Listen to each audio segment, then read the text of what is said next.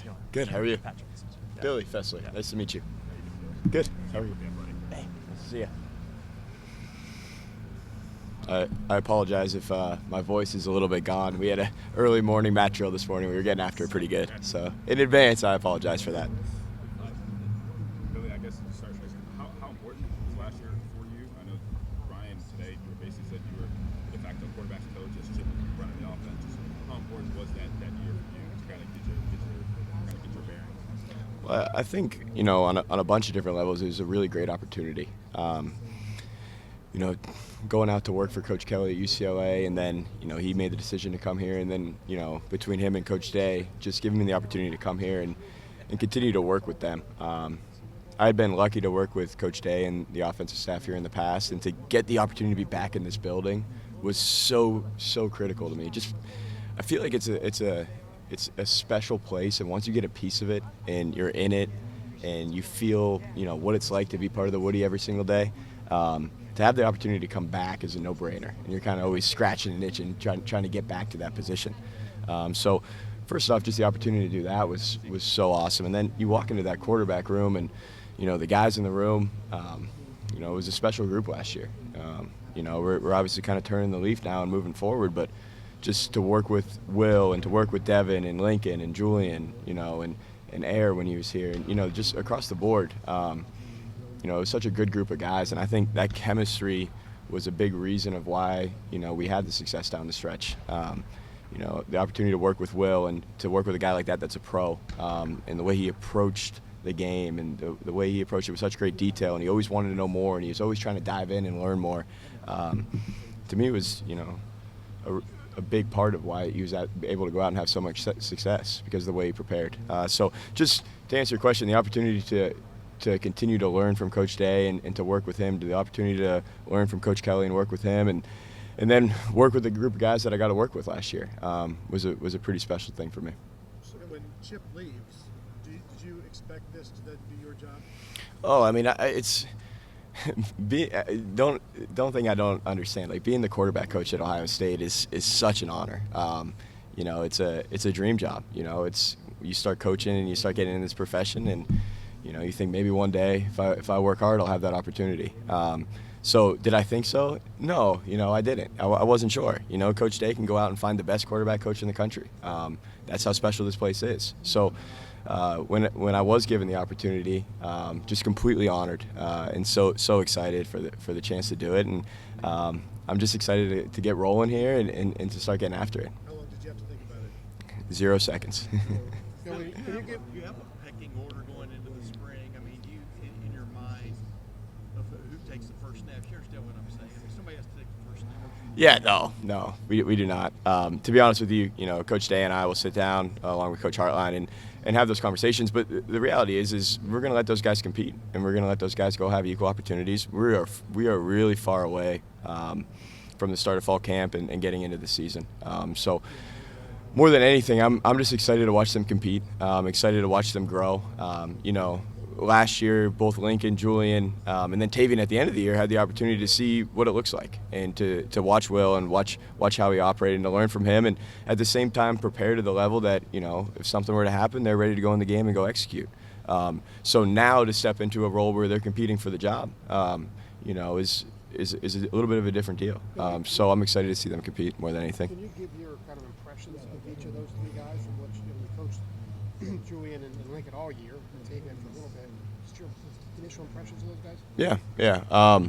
So, start with Lincoln, a guy that's going into his third year here. And I think really, like, when you've been in an offense for 2 years already and you're going into that third year, you've got a really good feel of the scheme. You've got a better feel of college defenses and, where our schemes are susceptible and where the issues lie and what we're trying to attack. And so I think, that's something that over time I can feel Lincoln getting a better and better feel for it. Lincoln has definitely stepped up from a leadership perspective, and you could see the way that, he attacks workouts, and, this winter is so big for all three of them, just really to set the standard and to understand the intangibles that playing quarterback is all about, right? Because there's so much more than just picking up a football and throwing it when it comes to succeeding on Saturdays. So I've seen that growth from Lincoln, and that's really exciting. as for Julian, last year, going into the year, he was competing for a job and, ended up not winning the job. And, he could have turned it down and been bummed out and, not attacked it the right way. But I saw him continue to grow throughout the year. I saw him to learn from Will and to get to a point this year where now he can step up and be more of a vocal leader. And that's something that I've seen growth in him as well. He's put on some weight and he looks good, and he's definitely attacked his time in the winter, and so that's been awesome. And then Tavian comes in, and Tavian's really should still be in high school. Instead, he's in my office all the time, learning the offense. And when he's not with me, he's with Coach Mick, and when he's not with Coach Mick or I, he's over there doing academics in Sasso. So his days are pretty jam-packed, and it's definitely new for him. But his commitment to wanting to be great and wanting to be to the level where he can go out and compete in the spring has been really impressive. So I'm excited for all three of them. Does it feel like what's August 30th? Is it just around the corner? You understand what I'm saying? You got to have a guy ready to go against Texas. Yeah. The opener. Yeah, I don't think so. I don't think so quite yet. And I think we have a unique situation where we've got three really talented kids. They're all young. They all have a lot of room to grow. And I think they all understand that and are eager to attack that growth. But most college football teams, or a lot of college football teams, go into a year and they end up, having a guy get hurt or something happens. So as far as, having one guy, that's not the goal either. We want to develop the room. We want all three of them, to continue to get better, to continue to develop, and, be guys that we can count on, throughout the season. Do you guys want a fourth scholarship guy? That's still in conversation. We'll kind of see how it goes. Obviously 3 is a little bit less than we typically have, but the 3 that we're really confident in right now. Last year you got Ryan working with quarterbacks, Chip working with quarterbacks, you working with quarterbacks, Ryan working with quarterbacks. Who's filling out your room? Did you have someone that you have in mind to come in and be an assistant for you, or how do you see that? Yeah, right now Colin Keano's in helping me. So Colin was working with me at Akron. He was a student assistant, and he was really, really impressive there. So he's going to come in and he's going to help out with some of the day-to-day stuff. And then, Coach Day and I have built a pretty good relationship where, between my time here as a GA where, I learned the game of football the way he sees it. And that was such a pivotal time in my career.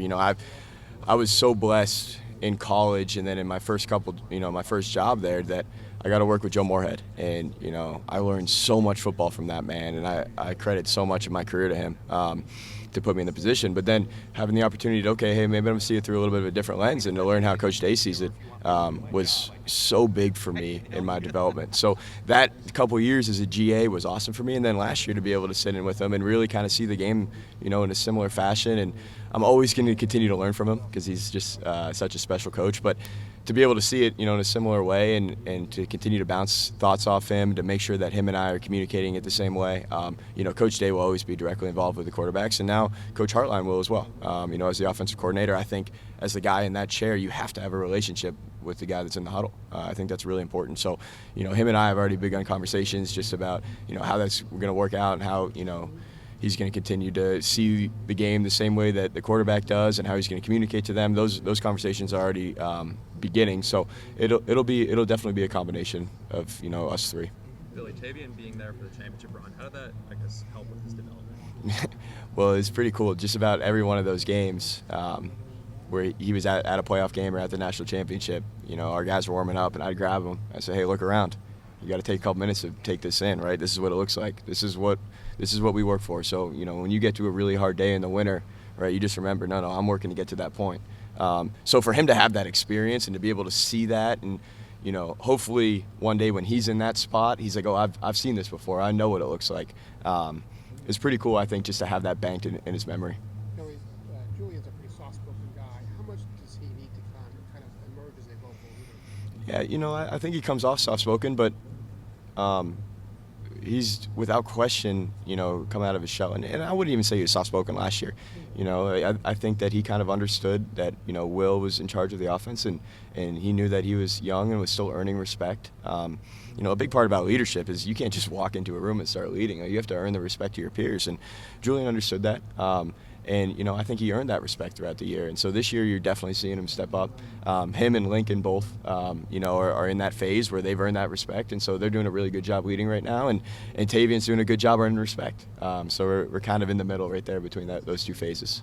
Billy, Lincoln is, I think, still less than 2 years into like just specializing as a quarterback. I mean, he was a multi-sport athlete in high school, kind of through the end of his high school career. I guess where do you think he is in harnessing all of that raw athletic ability to being a really good college quarterback? Yeah, I mean, there's no question that Lincoln's a special athlete. And, you know, guys that have that background that have been successful at multiple different sports, you know, one way or another is going to translate to the game of football. So I think that we're continuing to see that from Lincoln. You know, I think as the more that he, you know, is in position to understand and learn the game, in which we saw all last year, he continued to grow. And so to take that into spring, you know, and combine that with his athletic ability, I'm excited to see, you know, and I think it'll be a really good competition. Can a quarterback truly lead until he is the quarterback? Oh, absolutely. I mean, the number one quarterback. Oh, I think so. I think so. I mean, leadership comes in all different phases, you know, in all different ways. And there's, you know, there's without question, I've been part of different teams and I've seen it where maybe the guy that wasn't the starting quarterback was, you know, the strongest leader on the team. So I definitely think that that's part of it. You know, I think once you earn the respect of your teammates and once you show that, you know, you're going to lead by example and, you know, they respect you for that, you're in position now that you can be vocal. So, you know, I definitely don't think that you need to be a starter or named a quarterback to be a leader at all. You've been around some incredible offensive minds in college already. Like, what are the traits you look for specifically as a quarterback, being a former quarterback yourself? Yeah, you know, I think it comes in a couple different ways. You know, from a tangible perspective, you know, I think that you've got to be extremely accurate. I think you have to be able to make great decisions with the football and get the ball out on time. And I think that you have to be able to at least solve a problem with your feet. So, you know, it's rare in college football that every protection's blocked up perfectly or everything goes the exact way that we drew it up on the whiteboard. So when things break down, you know, the ability to fix it with our legs. And then, you know, as far as intangibles go, you know, I look at, you know, a guy like Will who had those intangibles about as well as I've ever seen. And that's just complete command and understanding of both the offense and the huddle, to know exactly what we're trying to do on every single play, know what we're trying to attack, understand where the issues are and where they lie and how you're going to combat those issues.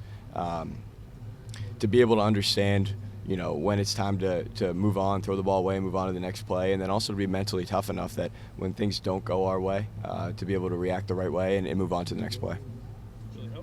One last question, folks. Final question. Audition at all, or were you just focused on? Oh, no, I didn't view it as an audition at all. Like when you're coaching and you build a relationship with these guys, you want nothing more than for them to go out and have success on the field. And I think that's so, you know, so important. Like I sit in that room and, you know, it's about them. It's about them going out and reaching their potential and maximizing their talents and going out and execute on the field. And so, you know, last year I was just trying to find a way that I could help them do that. So, you know, to be able to work with those guys last year and to help out and, you know, have them see some success. Well, yeah, it was special for me, but it was special for me because I know how bad they wanted it. And so that was pretty neat. Great. Billy, thank you very much. Thanks, guys.